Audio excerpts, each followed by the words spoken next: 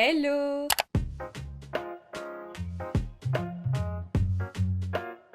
Alors du coup, je vous retrouve aujourd'hui dans cette nouvelle vidéo, je suis super contente parce que vous êtes beaucoup à avoir regardé ma dernière vidéo et à vous être abonnés, donc bienvenue à vous et merci. Ça me fait super plaisir de vous avoir parmi nous. Alors, pour cette vidéo, j'avais très envie de partager avec vous des conseils, des tips pour acheter sur Vinted parce que c'est un site sur lequel j'achète pas mal de mangas, également des figurines, mais là on va parler des mangas. Les tips et les conseils que je vais vous donner, c'est des conseils que moi j'applique personnellement pour trouver sur Vinted des bonnes affaires, du moins pour éviter aussi les arnaques, parce que oui, on n'est pas à l'abri de se faire arnaquer. Il faut savoir que Vinted, c'est là où j'achète principalement mes mangas, en tout cas quand je veux acheter des lots, ou alors des séries complètes. C'est principalement là où je vais aller voir en premier parce que tout simplement j'ai accès aux photos. Ce qui n'est pas forcément le cas de tous les sites d'occasion, comme par exemple Rakuten, Amazon pour tout ce qui va être occasion, ou alors Gilbert Joseph. Évidemment, je n'achète pas que mes mangas sur Vinted, je les achète aussi sur d'autres sites et je les achète aussi de temps en temps en boutique. Notamment avant le Covid, j'allais tout le temps dans le quartier Saint-Michel à Paris. Généralement pendant une après-midi, j'allais faire toutes les librairies de la rue et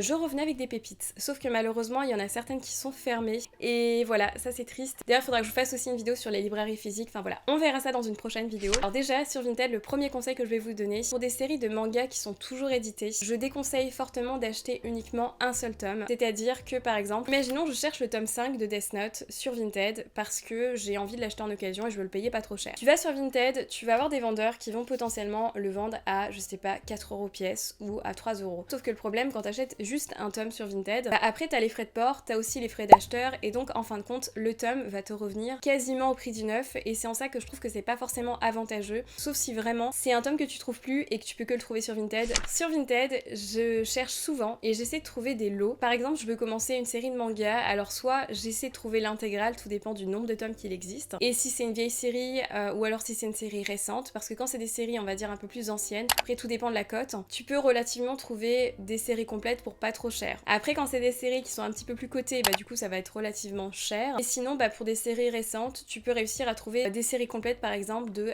13 tomes pour à peu près 5€ le tome. Si par exemple vous avez envie de commencer, je sais pas, l'Attaque des Titans, Dragon Ball, mais que vous trouvez pas l'intégrale parce que l'intégrale, soit il y en a trop, du coup ça peut venir vite cher, ou alors vous avez tout simplement juste envie de commencer et de commencer pour pas trop cher. Généralement sur Vinted, pour faire mes recherches, je fais comme ça. Et je vais par exemple aller chercher une série de mangas qui m'intéresse. Notamment là on va chercher l'Attaque des Titans. Ce que je fais toujours c'est que je coche la case état, donc je vais mettre 9 avec étiquette, 9 sans étiquette, très bon état. Donc là comme c'est des mangas qui sont encore édités, bah du coup je fais toujours ça, voilà. Si c'était plus des mangas édités, je rajoute bon état, tout dépend des photos. Et donc là il y a plein de séries de mangas qui apparaissent. Alors soit vous allez chercher tout ce qui va être intégral et dès que vous allez voir un intégral vous allez le liker. Et vous pouvez toujours à côté rajouter le prix, donc un prix maximum. Donc là imaginons sans les frais de port je veux m'en sortir pour 30€. Alors là vous allez avoir des séries qui sont proposées. Donc il y en a plein. Alors moi ce que je fais généralement c'est que quand je vois des séries de tomes qui m'intéressent, je vais pas tout de suite aller voir le profil du vendeur, je vais liker automatiquement. Donc là par exemple j'en vois une à 30€, voilà, il y a les 6 premiers tomes à 30€, donc je like et après du coup ça va aller dans mes favoris Vinted. Et ensuite ce que je vais faire au moment de ma sélection, je vais retourner dans mes favoris et là je vais regarder du coup les mangas qui potentiellement vont plus m'intéresser, mais pour plein de raisons. Et évidemment un truc très important, je vais aller regarder la fiche du vendeur. Pourquoi? Parce que souvent quand un vendeur a des mauvaises évaluations, par expérience, les rares fois où j'ai commandé avec quelqu'un qui avait une étoile en moins, bah du coup j'ai eu un problème. Parce que du coup c'était pas quelqu'un qui était forcément sérieux et j'avais pas trop regardé en fait les évaluations, je m'étais dit bon c'est pas grave. Enfin voilà, j'avais un peu pensé comme ça, ce qui est pas forcément très intelligent de ma part. Mais du coup généralement j'essaie d'aller voir le profil du vendeur et après je vais aller regarder l'état des tomes. Alors ma petite technique, si vous avez qu'une photo, mais que les tomes ont l'air à peu près en bon état, vous pouvez toujours envoyer un message au vendeur et lui dire bah voilà, est-ce que ce serait possible d'avoir d'autres photos des tomes. Vous pouvez toujours faire une offre et du coup négocier avec le vendeur et lui peut vous faire une contre-offre et du coup vous proposer autre chose. Ça peut valoir le coup de pouvoir faire des offres, ce qu'on peut pas forcément faire sur tous les sites d'occasion. Et c'est ce que j'ai fait du coup pour les séries que j'ai achetées récemment sur Vinted et que vous allez voir prochainement dans une vidéo. D'ailleurs, dans ma dernière vidéo j'avais dit 99% shoujo. Là il y aura 95% shonen je pense. Oups. Mais ça c'est parce que vous m'avez fait des recommandations et c'est parce qu'on m'a recommandé des shonen et je me suis dit il est peut-être temps que je me lance dans certaines séries. Une autre astuce que j'ai pour Vinted qui est très bien et c'est des outils qu'il faut connaître, qu'on ne connaît pas forcément sur Vinted et qui peuvent être très utiles. C'est une super astuce qui peut être très chouette si le vendeur évidemment accepte. Imaginons que vous avez envie d'acheter une série tome ou un manga mais que pour l'instant vous n'avez pas été payé, vous n'avez pas reçu votre paye et que du coup vous vous dites bon je vais les acheter dans 4 jours. Tu peux avoir l'option mais ça il faut envoyer un message au vendeur parce que le vendeur le fait depuis son téléphone, enfin depuis son application. Et du coup ce qui est cool c'est que tu peux envoyer un message au vendeur et tu lui dis bah voilà moi ça m'intéresse mais je peux pas vous les prendre avant telle date. Est-ce que c'est possible du coup de réserver l'article?